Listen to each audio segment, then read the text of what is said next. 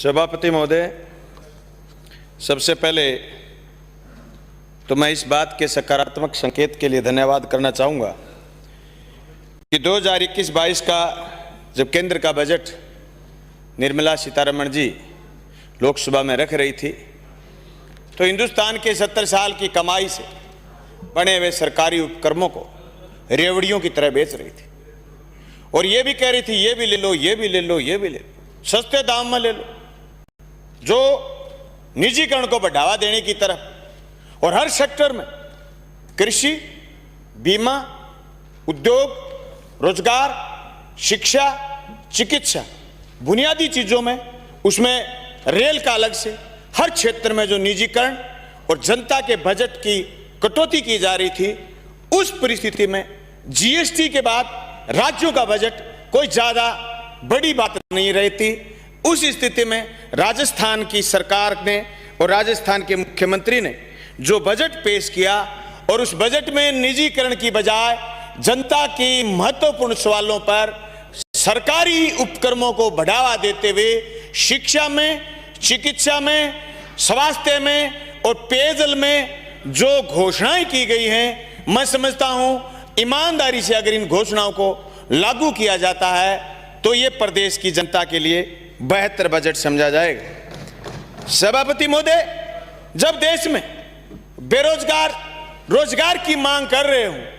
करोड़ों लोगों को नौकरी की जरूरत हो, खेती के अलावा और कोई क्षेत्र ऐसा नहीं बचा हो जहां कोई उम्मीद दिखती हो, उस हिंदुस्तान में जब किसान का आंदोलन चलता हो और उस आंदोलन को कुचलने वाली सरकार, जिससे लोग ये उम्मीद कर रहे थे कि ये सड़क पर कुचल रही है पर लोकसभा में, सदन में जनता की बात करेगी, और जिस बेलापरवाही से बजट में जो उन्होंने निजीकरण की तरफ इशारा किया, मैं समझता हूं हिंदुस्तान तेजी से निरंकुश तानाशाही की तरफ बढ़ रहा। मैं उन तमाम नौजवानों से आह्वान करना चाहता हूं जो आज भी मोदी जी में और मोदी जी की सरकार में अगर अपना भविष्य देखते हैं तो एक बार फिर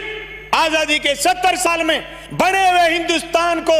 और आज 6 साल में बिगड़ रहे हिंदुस्तान की तुलनात्मक अध्ययन करेंगे तो मैं समझता हूं कि वो राजस्थान के बजट को बेहतर समझने का प्रयास करेंगे। और मैं ये उम्मीद करता हूं कि राजस्थान के मुख्यमंत्री जी और राजस्थान के मंत्रीगण और राजस्थान की अफसरशाही इस बजट को गंभीरता से जनता के लिए लागू करें, ताकि उन लोगों को आय ना हो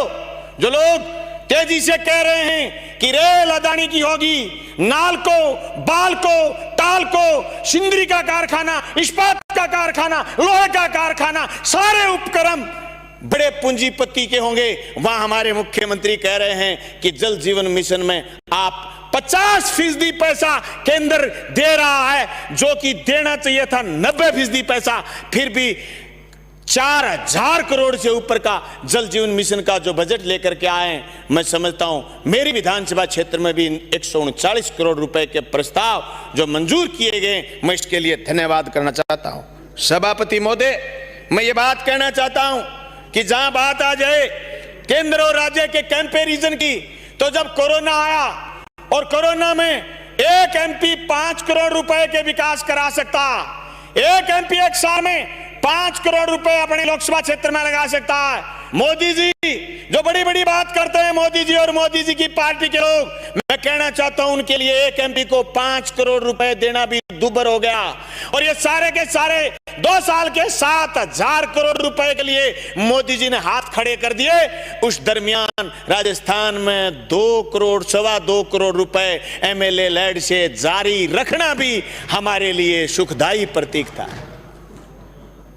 आज स्थिति है, कोई एमपी कह रहे नरेंद्र तोमर, कह रहे अमित शाह और मोदी कि जाओ कृषि कानून बताओ।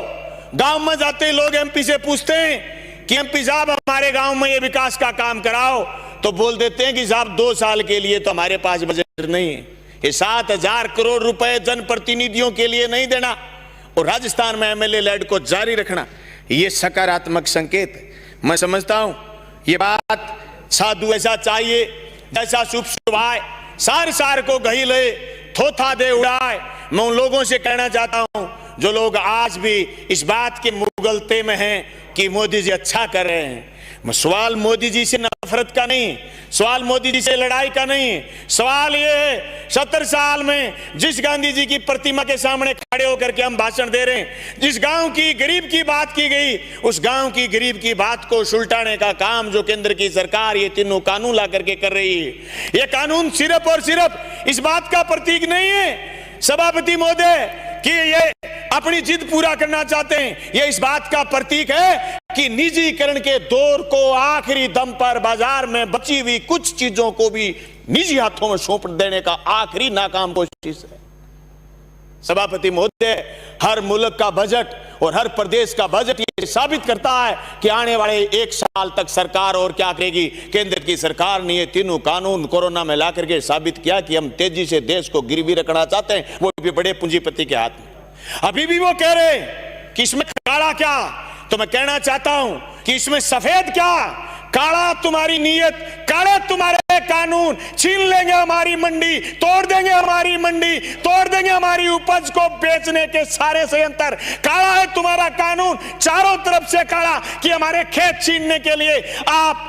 कॉन्ट्रैक्ट फार्मिंग लेकर के आ रहे हो, और उस कॉन्ट्रैक्ट फार्मिंग वाले ठेकेदार के पक्ष में आप ये कानून लेकर के आ रहे हो कि वो वहां अपना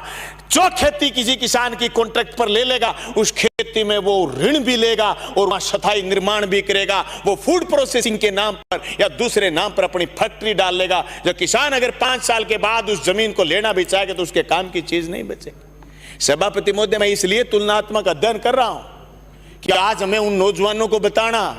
आज हम किसानों को बताना है जो हमें सुनने के लिए इस बात के लिए चिंतित थे कि आप राज्य और केंद्र में कंपैरिजन कैसे करेंगे। सभापति महोदय, ये सिर्फ राजस्थान के लिए कुछ साथी कह रहे हैं कि चुनावी घोषणाएं, हो सकता है हर मुख्यमंत्री चाहता है कि वो अपने विधायकों को, अपने प्रदेश की जनता को खुश करे, लेकिन ये जो बजट के अंदर अलग अलग तरीके से जो प्रावधान किए गए हैं, मैं समझता हूं केंद्र को खुली चुनौती है कि एक राज्य होकर के निजीकरण की तरफ नहीं बढ़ रहा, तुम तेजी से निजीकरण की तरफ क्यों बढ़ रहे हो। ये कंपैरिजन, तुलनात्मक अध्ययन अगर हम करना चाहें तो राजस्थान में और केंद्र में ये फर्क। सभापति महोदय, मैं एक बात स्पष्ट कर देना चाहता हूं कि इस सारी बात के बीच में जब राजस्थान के मुख्यमंत्री जी ने 50,000 एक साल में नौकरियों की घोषणा की, संकेत तो था वो नौकरी बंद कर रहे हैं केंद्र वाले और आप नौकरी दे रहे,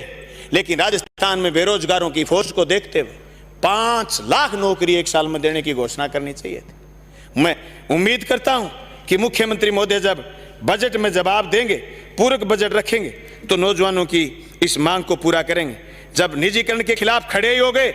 तो पंचायत राज में कंप्यूटर ऑपरेटर जो आज भी प्लेसमेंट एजेंसियों से पीड़ित हैं, उन युवाओं को भी निजीकरण से पीछा छुटा करके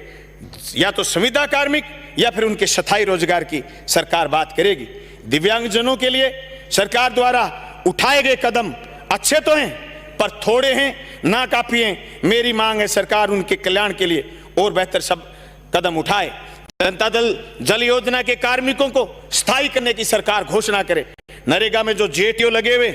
मध्य प्रदेश में 33,000 रुपए प्रति माह उनको दिया जाता है और राजस्थान में मात्र 13,000 रुपए उनको मध्य प्रदेश के बराबर पैसे देने का काम राजस्थान की सरकार करे। जिस तरीके से एलडीसी 587 पदों की भर्ती, हम 8-9 विधायक साथी गए थे मुख्यमंत्री जी से मिलने और हमारी बात को रखते हुए और नौजवानों की मांग को रखते हुए उन्होंने 587 नहीं 603 पदों को जोड़ते हुए उनकी नौकरियां देने का काम किया है। उसके साथ साथ जूनियर अकाउंटेंट 2013 और नर्सिंग भर्ती एएनएम जीएनएम 2013 को पूरी करने का जो कैडर गठित किया है, मैं समझता हूं जल्द ही उसकी नियुक्ति देने का काम राजस्थान की सरकार करेगी। प्रयोगशाला सहायकों की भर्ती जो 1534 पदों की अभी भी पेंडिंग है, उसको पूरा करने का काम करेंगे। बजट में जो ट्रिब्यूनल काउंसिल की मांग आज भी अधूरी रह गई, उम्मीद करते हैं कि राजस्थान की सरकार पूरक बजट में घोषित करेगी। सभापति महोदय, आप तो उस इलाके से आते हैं, हमने तो सिर्फ किताबों में पढ़ा। हम ये देखते हैं कि आज भी जो आदिवासियों के लिए अलग से बोर्ड बना करके आदिवासियों हित के लिए जो पैसा खर्च होना चाहिए, वो पैसा या तो डाक बंगलों में या सर्किट हाउसों में या फिर उन घरों में जाके, उन गलियों में, उन मोहल्लों में जाके खर्च हो रहा जो आदिवासियों के खिलाफ। इसलिए आदिवासी ट्रिब्यूनल की घोषणा राजस्थान की सरकार करे। और जिसके लिए पैसा, कांकी डूंगरी की जो बात आई, ये यही बगावत है। बगावत यही है, 90% लोग हैं उस क्षेत्र में आदिवासी, 10% लोग हैं दूसरे, 50% लोगों का आरक्षण, 10% लोग बरत रहे हैं और 50% लोग चुपचाप बैठे, इसलिए विद्रोह हुआ। मैं समझता हूं कि जो 587 लोग आज 800 850 लोग आज भी तृतीय श्रेणी के अध्यापक वहां नॉन टीएसपी वाले बैठे हैं, उनको टीएसपी क्षेत्र से निकालो, नॉन टीएसपी में भेजो और टीएसपी क्षेत्र के छोरों को वहां नौकरी देने का काम राजस्थान की सरकार करे। ये बजट में भी घोषणा होनी चाहिए। जब राजस्थान में बात आ गई, जब बात यह आ गई कि दीनहीन की बात सुनने वाली सरकार है, तो फिर दीनहीन के लिए इन प्रावधानों को मजबूती से लागू करना पड़ेगा। आज भी मैं कहना चाहता हूं राजस्थान की सरकार को सामाजिक सरोकार की बात करते हुए मजबूती से, जो कर्णू की घटना हुई थी, उसके बाद जो हर महीने 2 महीने के बाद एक खबर आती है कि साहब दुल्ले को घोड़ी से नीचे पटक दिया, उसको घोड़ी पर चढ़ने नहीं दिया, उसको ये सामाजिक सरोकार की चीजें नहीं करनी दी। आज भी जो भेदभाव की बात है वो इसलिए कि बजट में हम ये चीज देखना चाहते थे कि आज भी जो जमीनें गरीब की, दलित की, पीड़ित की बड़े बड़े लोग दबाए बैठे, उस कानून को, रेवेन्यू एक्ट को मजबूती से लागू करने की जरूरत है। सभापति महोदय, मैं तो आपका ध्यान इस बात भी ले जाना चाहूंगा कि जो कृषि पर्यवेक्षक जो 30-30, 35-35 साल नौकरी करके सिर्फ कृषि पर्यवेक्षक पद से चले जाते हैं, उनकी पदोन्नति करने का काम भी राजस्थान की सरकार करेगी। सभापति महोदय, मैं ये ध्यान इंगित करना चाहूंगा कि मेरे इलाके में CHC गोगामेड़ी जो बड़ा मेला लगता है, उसको सरकार ने क्रमोन्नत करने का काम किया, इसके लिए धन्यवाद। भादरा से राजगढ़ सड़क का पुनर्निर्माण करने के लिए 126 करोड़ रुपए दिए, उसके लिए धन्यवाद। ब्लॉक स्तर पर जो खेल स्टेडियम और अंग्रेजी माध्यम के स्कूल जो 5000 आबादी से फालतू के गांव में घोषित किए हैं,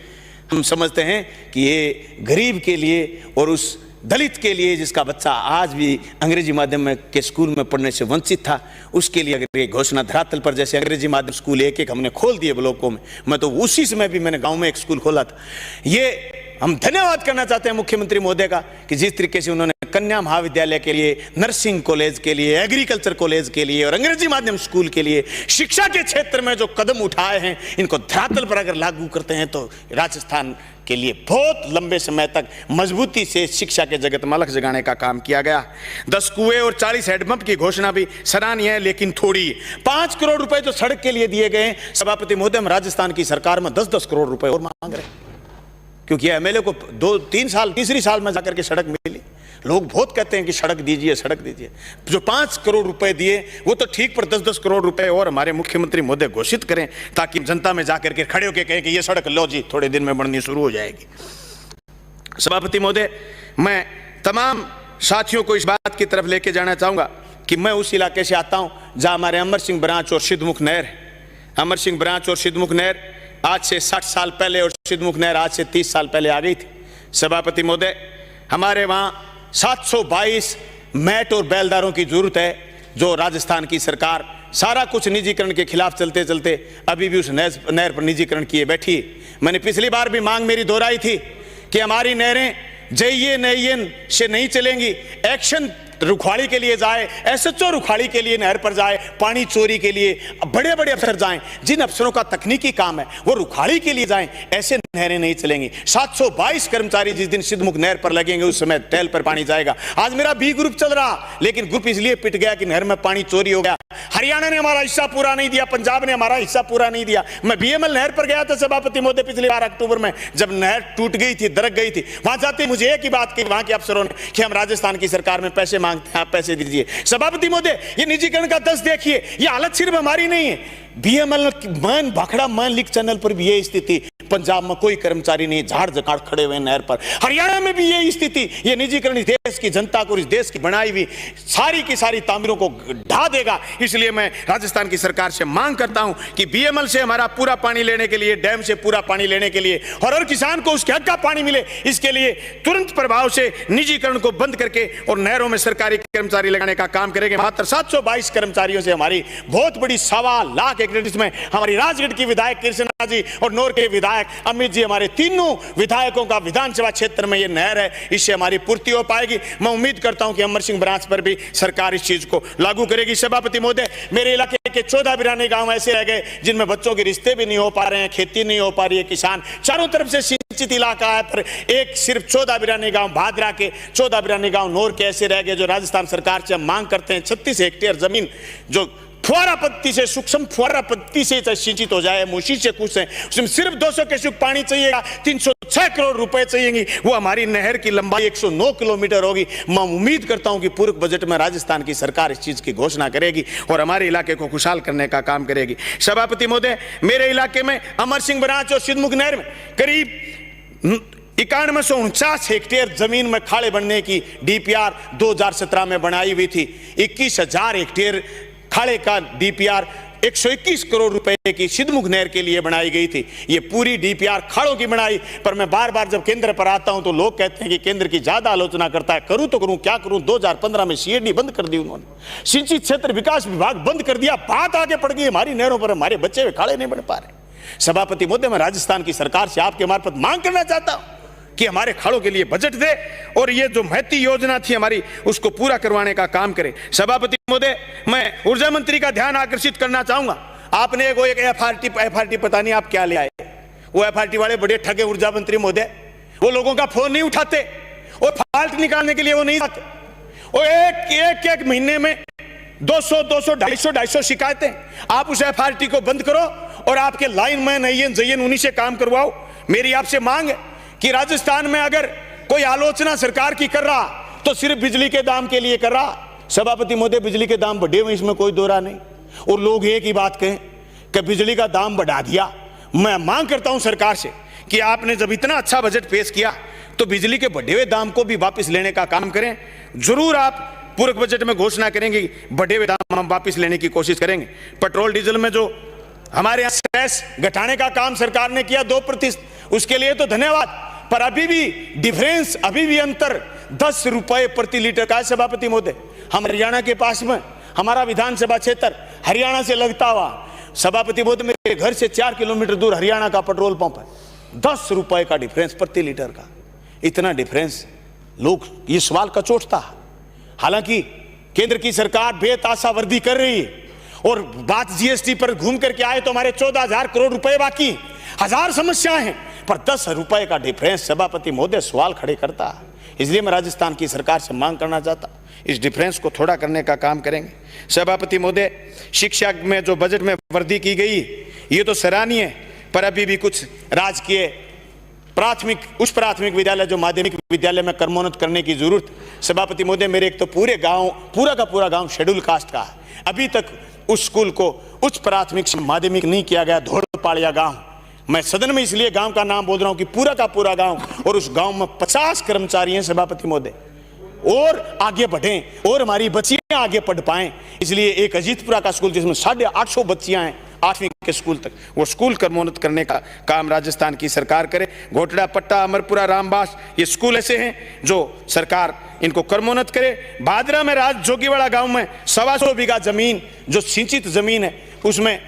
जो कृषि अनुसंधान केंद्र खोलने की हमारी मांग है। सभापति महोदय, मैं चाहूंगा कि राजस्थान की सरकार हमारी मांग को पूरा करे। मेरे से पहले वक्ता साथी बोल रहे थे कि नागौर के पशु मेले की बात आई। नागौर के पशु मेले से अगर राजस्थान की सरकार एसएलपी लगा करके और 3 साल से कम उम्र के बछड़ों का अगर छूट करवा देती तो मैं समझता हूं ये गाय के नाम पर जो तथाकथित लोग राजनीति करते हैं, इनकी राजनीतिक दुकान बंद हो जाएगी, और मोदी जी की जो तेल बढ़ाने के षड्यंत्र हैं उनको पर भी हम काबू कर लेंगे। क्या लगता है आने वाले दिनों में इतना तेल बढ़ता रहा तो हम ट्रैक्टर से खेती कर पाएंगे? सभापति महोदय, बैल से खेती करनी पड़ेगी, और ये तो चाहती है, ये इसलिए इनको दक्षिणपंथी बोलते हैं केंद्र वालों, ये बैग गैर लगा रहे हैं, ये हमें वापस बैल की तरफ लेके जा रहे हैं। तो मैं राजस्थान की सरकार से इल्तिजा करना चाहूंगा कि एसएलपी दायर कर 3 साल से कम उम्र के बछड़े भी नागौर के पशु मेले में बिकने शुरू हो जाएं, आने शुरू हो जाए, तो गौ माता की भी कीमत हो जाएगी, उन बछड़ों की कीमत हो जाएगी, किसान खेती कर पाएगा। आजकल हमारे इलाके में तो पूरा का पूरा नहरी बेल्ट, उसमें तो साहब बछड़े बहुत हो गए, क्योंकि औरतें वो खेत से हरा पट्टा लेकर के आती और बछड़ों से बैलगाड़ी लेकर के जाती। तो मैं समझता हूं हमारी गाय की इससे कीमत बढ़ेगी। सभापति महोदय, कहने को बहुत कुछ है, लेकिन जो हिंदुस्तान का किसान आंदोलन चल रहा है, इस किसान आंदोलन ने एक बात तय कर दी कि जिनको वहम था कि हम जिस गद्दी पर नसीन हैं हम ही रहेंगे, उनका गुरूर टूटेगा, उनका हौसला भी टूटेगा, उनकी तानाशाही भी टूटेगी। वो जिस तरीके से शिक्षकों के अंदर कैद होकर के, वो जिस तरीके से किलों में कैद होकर के, वो जिस तरीके से राकेश टिकैत को और जिस तरीके से किसान आंदोलन में लगे हुए लोगों को मारना चाहते हैं, दबाना चाहते हैं, उनकी आवाज बंद करना चाहते हैं, जितने भी शब्दों में निंदा की जाए वो शब्द कम है। सभापति महोदय, मैं आज के इस बजट भाषण में ये बात कहना चाहूंगा, नवप्रीत जिसको इन्होंने झूठा षड्यंत्र रच करके लाल किले के पास गोली से मारा, उसको शहादत को नमन करते हुए उन 200 लोगों को शहादत को नमन करना चाहूंगा जो सर्दी में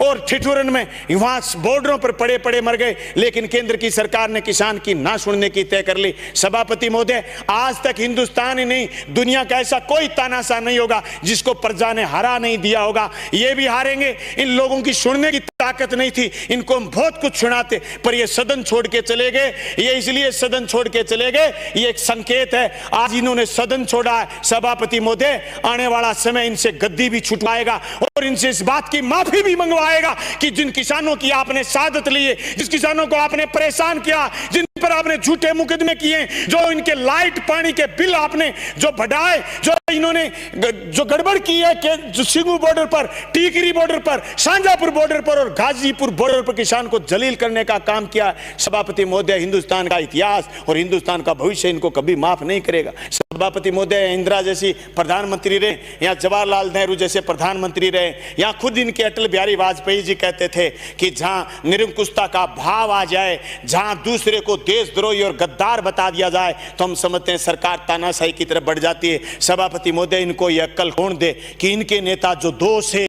राज तक ले गए, इनको सरकार तक ले गए, उनके कहे हुए वचनों से ये पीछे हट रहे हैं और उनसे वचनों से पीछे हटते हुए हिंदुस्तान की प्रजा पर ये बुलडोजर फेरना चाहते हैं, ये लोकतंत्र का कत्ल करना चाहते हैं। मैं सदन में बैठने वाले तमाम साथियों से कहना चाहता हूं कि अभी राजस्थान में भी किसान महापंचायतें होंगी, हिंदुस्तान में भी किसान महापंचायतें होंगी और आह्वान होगा संयुक्त मोर्चा का। उस आह्वान पर मेरे एक एक विधायक साथी अपने इलाकों से जनता को लेकर के जाएं और इस निरंकुश राज को पलटने का काम करें और इन तीनों काले कानूनों को वापस दिलवाने का काम करें। सभापति महोदय, मैं लास्ट में यह कहना चाहूंगा, हिंदुस्तान की 58% जनता आज भी खेती करती है। उस 58% जनता में से 64% खेतीहर मजदूर है। ये उस खेतीहर मजदूर की खाद्य सुरक्षा को लील जाना चाहते हैं। आज भी 12 महीने से केंद्र का पोर्टल खाद्य सुरक्षा का बंद है। सभापति महोदय, इन कानूनों से न सिर्फ किसान परेशान होगा, उस पीडी सिस्टम से जो खाद्य सुरक्षा में गेहूं दी जा रही है, उस 64% गरीब को गेहूं नहीं मिलेगा, दान नहीं मिलेगा, उसके रोजी रोटी के लाले पड़ जाएंगे।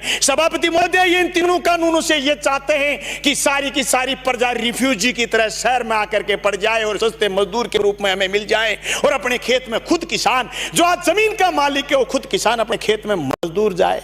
ये निजीकरण ही नहीं, ये इस व्यापारीकरण की होड़ को आगे बढ़ाना चाहते हैं। सभापति महोदय, मैं आपका ध्यान आकर्षित करते हुए केंद्र के तीनों